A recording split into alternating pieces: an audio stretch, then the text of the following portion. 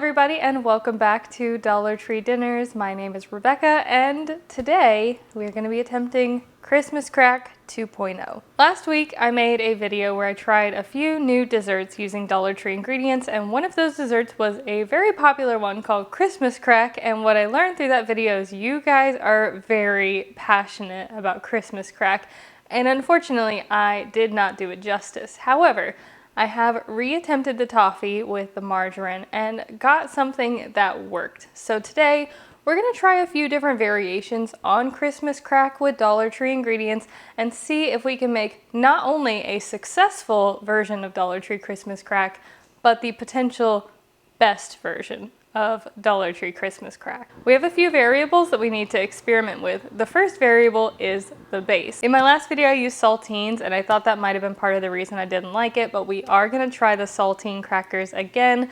I think I confused a couple of people when I talked about saltines, pretzels, and graham crackers. Saltines are the original Christmas Crack. People have created their own adaptations depending on whether or not they like saltines, but I use saltines because that's the traditional way to make it. We're gonna try that again today. Several of you mentioned that you make your Christmas Crack with Ritz crackers, so I got some Dollar Tree version of Ritz crackers. Graham crackers was another variation. And lastly, pretzels are an option. So I have these square pretzels. I think you can also use the sticks and really align them, but I felt like that would take a lot of time. So I got the square pretzels to maximize the surface area of the sheet pan. For the toffee layer, I am still going to be using margarine because you cannot buy butter at Dollar Tree. As I mentioned, I was following other people's recipes for the toffee, and I feel like it needed to be tweaked slightly for the margarine, considering it has a higher water content. So I tested it the other day. I was successful. It's still just margarine and brown sugar. Now for the chocolate. A lot of you mentioned that I did not put enough chocolate, so I have 2 bags of chocolate chips this time, but I also got chocolate bars as well. So I have milk chocolate and dark chocolate, and we're gonna test those out today. So these are 3-ounce bars each. That's why I got 2 of each, whereas the chocolate chips are 6-ounce bags each, and I have 2 of those. So we have 12 ounces of the chocolate chips, and we also collectively have 12 ounces of the bars. I think that about covers all the bases. Let's make some Christmas Crack. If I can make you one Dollar Tree recommendation, it is that their parchment paper that they sell is not good, not the kind in a roll. But if you can get these that come in these single sheets, this comes with 10 sheets of parchment paper, this is a much better Dollar Tree option than the one in the roll. The roll does not work, this does. The way I'm going to go about doing this experiment is that I have 4 different bases here, and I have kind of 2 different kinds of chocolate. So I am going to divide each of these sheet pans into quarters or quadrants. So we're going to have saltines, pretzels, graham crackers, Ritz crackers. So let's start with our first one. Lay out a sheet of parchment paper. The other benefit to using these sheets of parchment paper is that they do not curl, which is nifty. And so I feel like I could potentially just not line this because it's aluminum, but I am going to line it just as an extra layer of extra layer of precaution. So let's start with our saltines. Do the Ritz crackers on the other side, which I will probably do those since they are round. I'll probably try to do them in a brick lay pattern so that they really fill in those spaces. All right, next up we have the graham cracker layer. Probably put that next to the saltines. Again, trying to kind of fill in the whole sheet pan. And lastly, we have the pretzel layer. There are 4 quadrants, not exactly quadrants, but they're close enough, and I'm gonna repeat that with the other sheet pan as well. My 2 sheet pans are now prepped. Off camera, I did try the saltines, I tried the Ritz, and I tried the graham crackers. These saltines taste a lot better than the other saltines, so there may be some inconsistency between batches. The Ritz crackers are superb, very buttery, very flaky, and also the graham crackers are superb as well. I can definitely highly recommend both the Ritz crackers and the graham crackers from Dollar Tree. Now, every recipe that I found calls for 1 cup of butter to 1 cup of brown sugar. But as I mentioned in my last video, margarine has more water content than butter. So what I found worked was 1 stick or half a cup of margarine to 1 cup of brown sugar. And I also used a different kind of pot whenever I cooked it last last time, which has a little bit more surface area so that the candy can cook more evenly. I don't know how much of a difference that made, but that's what we're gonna do today. Larger pot, and then a ½ cup of margarine to 1 cup of brown sugar. I am gonna make both batches at one time because it's not gonna make that much of a difference. So I'm gonna add 2 sticks of margarine, and I'm gonna add 2 packed cups of brown sugar. This is gonna get heated up over medium high-ish. I say that a lot, but the reason I say medium high-ish is because I have a dual burner oven, and a lot of times for me, medium on this oven is more similar to medium high on a normal oven. So I usually have to kind of adjust based on my oven. But yeah, so I put it on the medium heat, but it's probably closer to medium high for a normal oven. We're gonna let this all melt together and bring it up to a boil. We are boiling now, and I don't really have a time frame on this. I tried it the other day and I just kind of boiled it until I was overall happy with the consistency of it. I am going to stir and keep an eye on this, and I'll probably let it boil for about 3 to 5 minutes or so. As you can see, this is already looking much better than my last one if you watched that video. If this is your first time watching, then this looks a lot better than the last time I tried to make this. It's much richer in color, it's definitely much thicker. I'm about 2 minutes in to the boil. I also don't have a candy thermometer, and I have really no intentions of purchasing one unless I plan on making candy often and frequently, and I kind of do not. So I'm gonna try to test to see if the candy's ready by dripping it in some ice water and seeing what kind of a consistency we get. Firmed up really nicely in the ice water, but I am gonna give it just a minute more. So I've boiled this now for about 5 minutes. It is much darker in color, much thicker. And I think we are about ready to put it on our cracker base.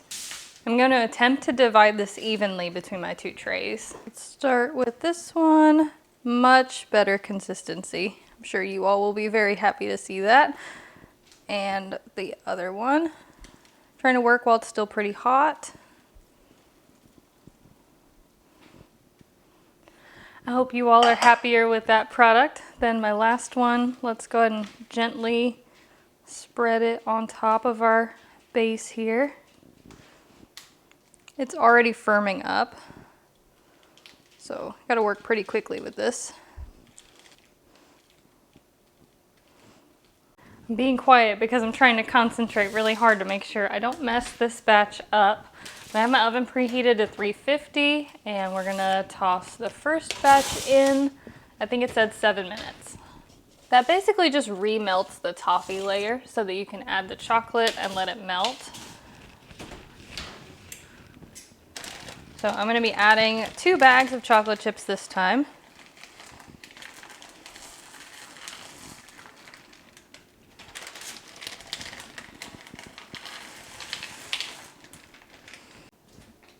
And we're just gonna let those melt for 2 to 3 minutes or so. Fun fact about chocolate chips is they actually have a much higher melting temperature than most normal chocolates because they're meant to be put in the oven and hold up to the temperatures of the oven, but they're also meant to be in cookies. So they're meant to kind of hold their shape and not just turn into liquid. So chocolate chips have much less cocoa butter than normal chocolate, which is where our second version of this Christmas crack is going to come into play because we're going to try something different with the other one. Now I didn't do a good job of spreading the toffee all the way across this, so I'm mostly just kind of focusing the chocolate on any areas that have toffee on them. Hopefully this version is already looking a lot better for you guys. Take some time and give it some kind of pretty swirls on top. And then I am going to set this in the fridge to chill for 2 hours. For our other sheet pan here, because I'm using bar chocolate and it's already tempered, I want to try to make a version that's tempered and doesn't need to be refrigerated to firm up the chocolate. So I'm going to chop my chocolate. I have the dark and I have the milk.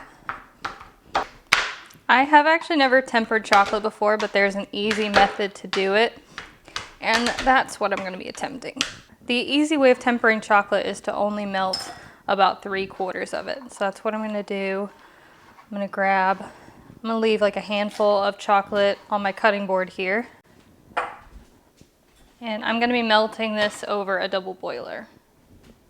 And again, I don't have a candy thermometer, so I'm kind of just attempting to do this by eye. And if the chocolate doesn't temper, that's okay. I mostly just want to be able to have a distinction between the dark and the milk within the same sheet pan. So 4 different bases, 3 different chocolates means that we're going to be trying 12 different variations of a Dollar Tree Christmas crack and hoping that one of them is the better one. And now here is where we attempt to temper it, which means we're going to add in the unmelted chocolate, the rest of it.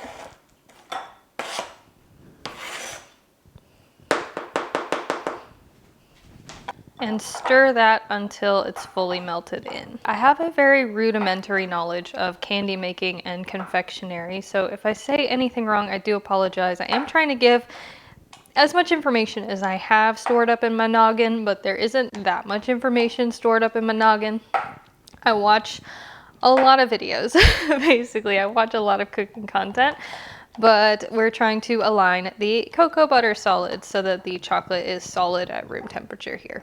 So adding the unmelted chocolate off the heat is kind of what does that. There are a lot of different ways to temper chocolate. This was the easiest method that I saw. And then you're just supposed to continue to stir until the chocolate cools down. They said between, I want to say 80 and 82 degrees.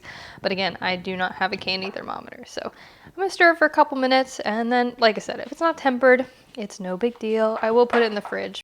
All right, so here's the plan stand. I'm gonna try to divide this kind of equally. So dark chocolate on half, milk chocolate on half. That way we have a little bit of each. Divide this between 2 halves.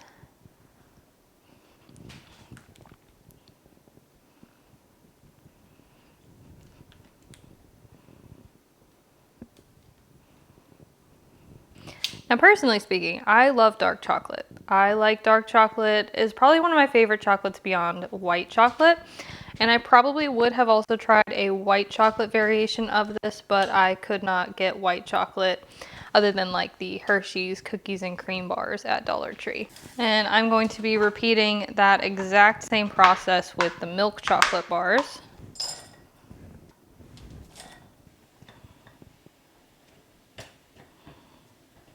All right, so now the milk chocolate is fully melted. We're gonna do the same thing, add in our unmelted. I think we're ready to finish up the other half of our Christmas crack then. So I'm gonna do the milk chocolate in the in-between. So that means technically speaking, we have 2 very identical batches of Christmas crack because they both each have half of the toffee mixture and about 12 ounces of chocolate on them. Just trying to make sure I clarify in case anything goes wrong. Nobody can think that I did anything wrong, hopefully. Inevitably, there will still be people who think I did something wrong. So that's okay. That just comes with being on the internet, I feel like. I'm always open to corrections. I usually only ask that if you're going to correct me to at least be polite about it. I do get some kind of condescending corrections at times, but try to be kind. I am still a human. So because I am not sure if this chocolate is technically in temper, I am going to refrigerate this just to make sure that the chocolate sets up properly. All right, I'm going to stick this in the fridge for maybe an hour or 2 alongside the other Christmas crack. While we're on the topic of comments and being kind and all of that, I do want to mention that I am an empath and I am also a people pleaser. So that's why I tend to be a little bit more apologetic in my videos. I try to be cautious and careful with my verbiage and how I go about doing things because it's just who I am. It's my personality. Recently I got a couple of comments on my Christmas dinner video that all of my holiday menus seem the same. And that's because I'm trying to keep a more traditional menu, but I certainly can go off and try to do a more non-traditional menu, of course, if that's what you guys want to see. I still have a couple weeks between now and Christmas, so another Christmas dinner could be in the works. I've already done 3 Thanksgiving dinners and a Christmas dinner, but if you guys want to see something a little bit more non-traditional, I certainly can work that in as well. I just want to mention that I do take your comments and your considerations really seriously, and I'm here to make you guys happy and entertain you and give you ideas. So if you ever want to see something or you ever feel like you want to see something different, let me know. I do read it, I do pay attention to it, and I do take it into consideration all the time. Are you guys ready for Christmas Crack 2.0? Because failure is not an option. Do not accept failure. So we're fixing it this time. This is the first one with the chocolate chips, and let's crack it up. A part of me really wanted to do this with a hammer just so I could be dramatic, but I am not. I will resist that temptation. Kind of don't want to bang it though. Ooh, that worked. All right, I'm gonna try to separate these out kind of by their types. All right, so first we have the pretzel. Maybe. There we go. So be careful when you're breaking this. The chocolate might break off if it's not stuck to the toffee layer. But again, that's not gonna really affect things much. Here's some more pretzel. I can see we have some graham cracker one here. So the pretzel is a little more firm and harder to break, which I think is part of why some of the chocolate came off. Actually is easier to break if you go upwards with it as opposed to down. So that was already exponentially easier than the last batch was, simply because the toffee layer is actually set up this time. And I'm gonna start with the basics, which is the saltine crackers, and we're just gonna try it. Okay. Now I can see why people love Christmas Crack. This turned out much better. I omitted the salt this time because the saltines are already kind of salty. I feel like if you were doing like the graham cracker, you could definitely go with the salt to get that sweet and salty flair. But the saltines already have salt in them, so does the margarine. So I think last time I might have over-salted them by adding salt to it. But the other part of this is the saltines are better than the last batch. We have a thicker layer of toffee, it's more well set up, and we have a thicker layer of chocolate. So I can see the appeal here. What's next? I want to try the pretzel next. It is going to be hard to top the pretzel. I'll be honest with you guys right there. It's a little bit harder to snap, but the texture is on point. It's sweet, it's salty. The pretzel is already way far ahead of the saltines. Personal preference, of course, but let's try the graham cracker next. My concern with the graham cracker was that it might be overly sweet, and it kind of is. It's like teetering on the edge of being too sweet because it doesn't have that salty, savory element that the saltines and the pretzels do. It's a sweet cracker, you're putting candy and chocolate on top of it, but it's not overly sweet, but it's very close to being overly sweet. I really like the texture of the graham cracker because it's a little more light and airy. And so with that in mind, I think the Ritz is going to be the best of both worlds as far as the graham cracker is concerned. Let's grab a piece of the Ritz. The Ritz are pretty good. First batch is tried. I can honestly say that the saltines is my least favorite of the whole batch. And I think if I had to rank them in order of like favorite to least favorite, it would probably be the pretzel because it's sweet, it's salty, it's crunchy. Then the Ritz cracker, then the graham cracker, and then the saltines. But to really accurately put this, there's a bit of a bigger gap between the graham cracker and the saltines because I like the saltines, it's decent, but I like the other three much more than I like the saltines, and that's just personal preference. So now, having tried that version and that all being semi-sweet chocolate, I do have a couple of hypotheses about this version, namely that especially the graham crackers and the milk chocolate are definitely going to be too sweet. But the milk chocolate might pair well with like the saltines or the Ritz crackers, and the dark chocolate might be better with something like the pretzels. So again, that's just my hypothesis, but we have a lot more Christmas crack to try. I'm going to try to be a little bit more methodical about how I break this up, considering we have multiple chocolates and multiple crackers. I might have to see if Michael can bring some of this to his job because I don't want all of this in the house. So I have too much of a sweet tooth to have and a lot of sweets. So usually I will try to find a way to give away any excess if I can. Well, I just kind of muddled that up into a mess. Okay, so this is the pretzel with the milk. Those are kind of mixed. Pretzel with the dark. Okay, kind of trying to separate a couple little piles here. Break that a little bit further. Same with that. Okay. It's a lot of Christmas crack, but we have 8 different flavors to try. I do feel like I'm gonna go into a bit of a sugar coma if I eat too much of this, so I am just gonna kind of nibble on each one. I hope you forgive me, but it's a lot one. So this is the graham cracker with the dark chocolate. I think that one has a lovely balance. If you're gonna do graham crackers, I would probably go with dark chocolate. So this is about making the best Christmas crack, but honestly, all of these are good so far. It's about kind of balancing the flavors. So if you're gonna go with graham crackers, maybe go with dark chocolate to help balance the sweetness a bit. In the same regard, we can try the graham crackers with the milk chocolate. As I suspected, is way, way too sweet. So that one's a no for me. It's good texturally, but sweet, very, very sweet. Next is the saltines with the dark chocolate.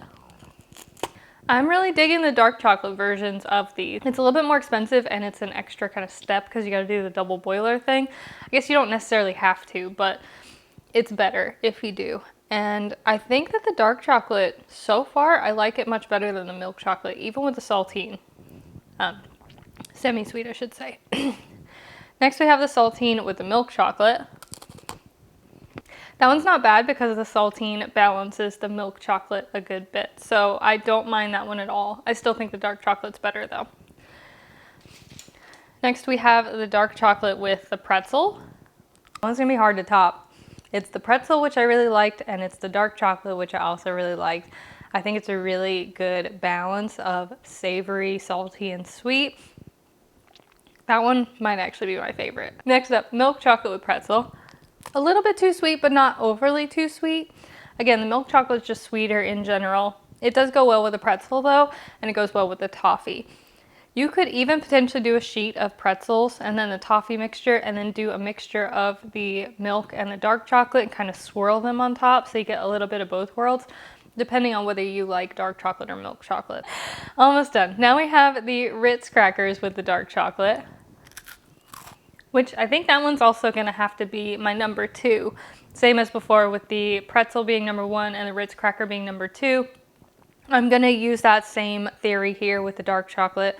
I think that the pretzel with the dark chocolate is the best. Say the Ritz cracker with the dark chocolate is number 2.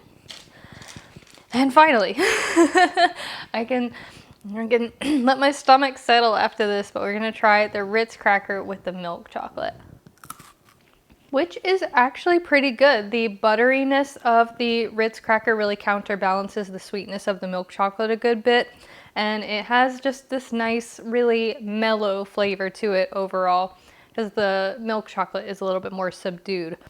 I hope I have done the Christmas crack justice this time, and honestly, I can walk away from this saying that I fixed the recipe, it is much better now, and I know exactly what kind of Christmas crack I would make, which would be the pretzels with the dark chocolate or the Ritz crackers with the dark chocolate. That's really the best part about this video is I made 2 batches of Christmas crack, but I got to try 12 different variations on it to find out exactly what I preferred.